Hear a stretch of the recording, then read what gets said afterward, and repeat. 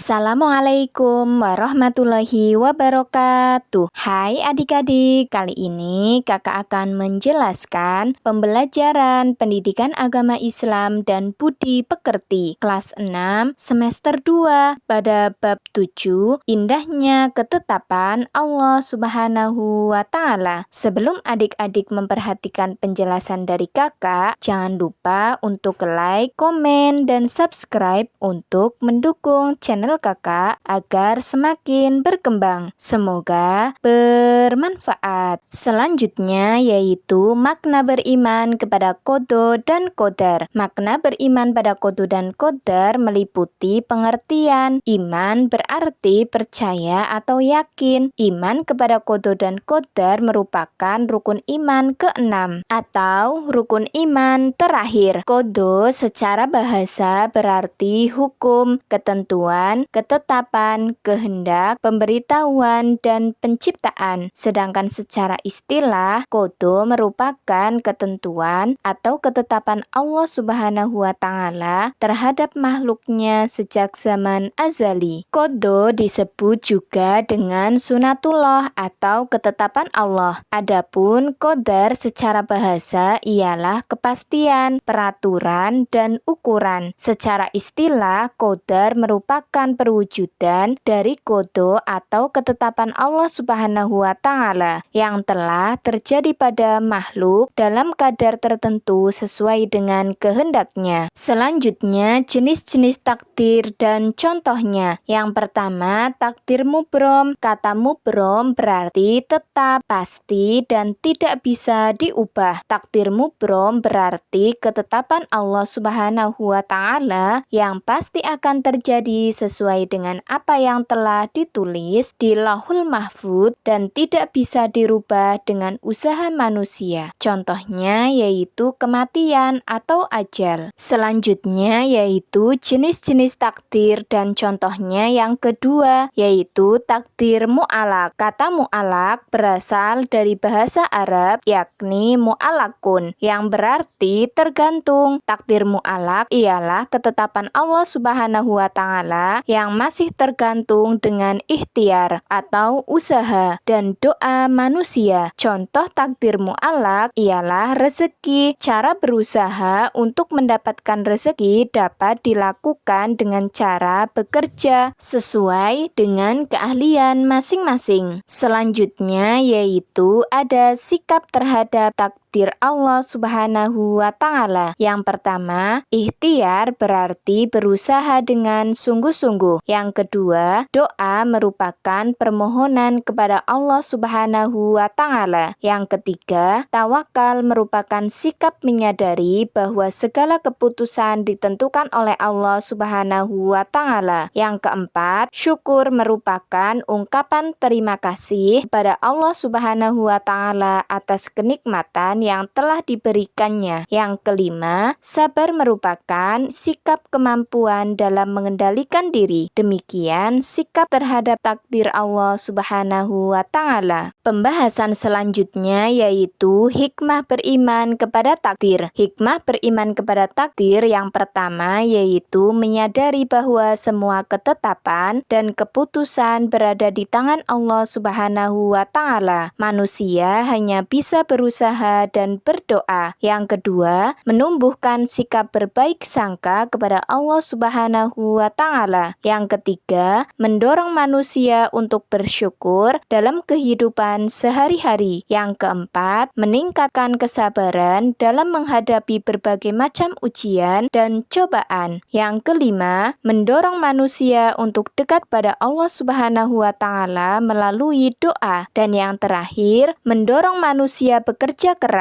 sebagai bentuk dari usaha untuk mendapatkan takdir yang terbaik. Hai adik-adik, demikianlah pembelajaran pendidikan agama Islam dan budi pekerti kelas 6 semester 2. Jangan lupa untuk selalu like, komen, dan subscribe agar channel kakak semakin berkembang. Terima kasih. Semoga dapat bermanfaat untuk adik-adik semuanya. Wassalamualaikum warahmatullahi wabarakatuh.